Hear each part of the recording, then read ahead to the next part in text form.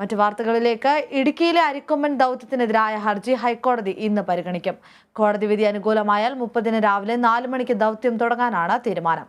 അതേസമയം വിഷയം കോടതിയുടെ പരിഗണനയിലായതിനാൽ ഇന്ന് നടത്താൻ നിശ്ചയിച്ചിരുന്ന മോക്ക് ഡ്രിൽ മാറ്റിവെച്ചു. വിശദാംശങ്ങളുമായി ഹരിത ചേരുന്നു.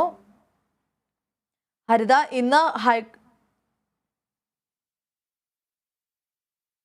ഹരിതയിലേക്ക് മടങ്ങി വരാം. ഇടുക്കിയിലെ അരിക്കൊമ്പൻ ദൗത്യത്തിനെതിരായ ഹർജി ഇന്ന് ഹൈക്കോടതി പരിഗണിക്കും. കോടതി വിധി അനുകൂലമായാൽ 30-ന് രാവിലെ 4 മണിക്ക് ദൗത്യം തുടങ്ങാനാണ് തീരുമാനം. അതേസമയം വിഷയം കോടതിയുടെ പരിഗണനയിൽ ആയതിനാൽ തന്നെ ഇന്ന് നടത്താൻ നിശ്ചയിച്ചിരുന്ന മോക്ക് ഡ്രിൽ മാറ്റിവെക്കുകയും ചെയ്തിട്ടുണ്ട്. വിശദാംശങ്ങളുമായി ഇപ്പോൾ ഹരിത ചേരുന്നുണ്ട്. ഹരിത, വലിയ രീതിയിൽ ചർച്ചയായ വിഷയമാണ് അരിക്കൊമ്പൻ ദൗത്യം.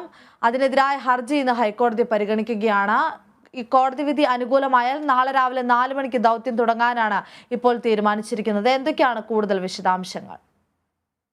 ആഞ്ചല, മൂന്നാർ ചിന്നക്കനാൽ മേഖലയിൽ തലവേദനയായ അരിക്കൊമ്പനെ മയക്കുവെടിക്കുന്നത് സംബന്ധിച്ച കേസ് ഹൈക്കോടതി ഇന്ന് പരിഗണിക്കുമെന്നുള്ള വിവരങ്ങളാണ് പുറത്തുവരുന്നത്.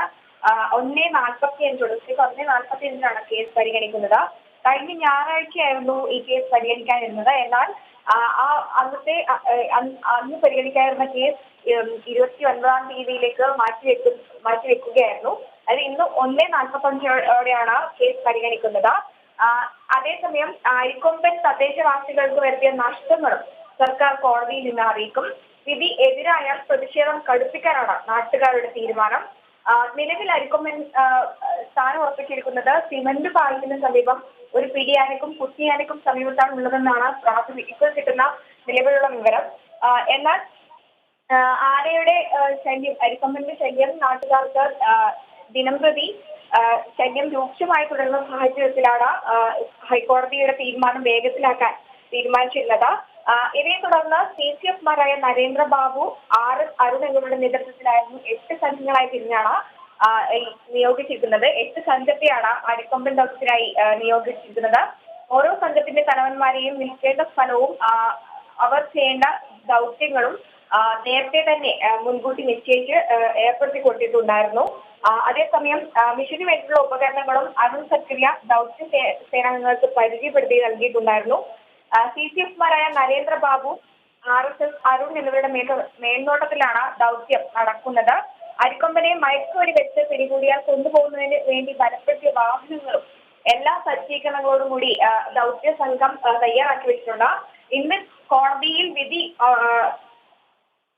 അനുകൂലമായ ഒരു വിധി വരികയാണെങ്കിൽ ഇന്ന് നാളെ തന്നെ മയക്കുവെടി വെക്കാനുള്ള എല്ലാ നീക്കങ്ങളും തുടങ്ങിയിരിക്കും.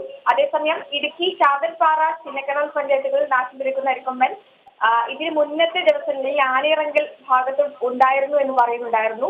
മയക്കുവെടി വെക്കുന്നതിനുള്ള മുൻനിരയിലെ അനുഭവത്തിന്റെ സംഘങ്ങളുടെ രൂപീകരണ യോഗം അന്ന് കഴിഞ്ഞ ദിവസം നടന്നിട്ടുണ്ടായിരുന്നു. അതേസമയം നിരീക്ഷണത്തിനായി വെച്ച് വാച്ചന്മാരുടെ സംഘത്തെയും നിയോഗിച്ചിട്ടുണ്ട്. വയനാട്ടിൽ നിന്നെത്തിയ RRPയും ഡോക്ടർ അരുൺ സക്രിയയും ചിന്നക്കനാലിൽ തന്നെ തുടരുകയാണ്. ആനയെ മയക്കുവെടി വെക്കുന്നതിന് മുൻകൂട്ടിയുള്ള ഒരുക്കങ്ങൾ നേരത്തെ തന്നെ സജ്ജമായ സാഹചര്യത്തിൽ ഇന്ന് കോടതിയിൽ വിധി കോടതി വിധി ഇന്ന് പരിഗണിച്ചില്ലെങ്കിൽ നാട്ടുകാർ പ്രതിഷേധം കൂടുതൽ ശക്തമാക്കും എന്നുള്ള വിവരങ്ങളും കൂടി പുറത്തു വരുന്നുണ്ടായിരുന്നില്ല. ശരി, വ്യക്തമാണ് ഹരിത. അരിക്കൊമ്പനെ മയക്കുവെടി വെക്കുന്നത് സംബന്ധിച്ച കേസ് ഹൈക്കോടതി ഇന്ന് ഉച്ചയ്ക്ക് 1:45 പരിഗണിക്കും. കഴിഞ്ഞ ഞായറാഴ്ച പരിഗണിക്കാതിരുന്ന കേസാണ് ഇന്നത്തേക്ക് മാറ്റിയത്.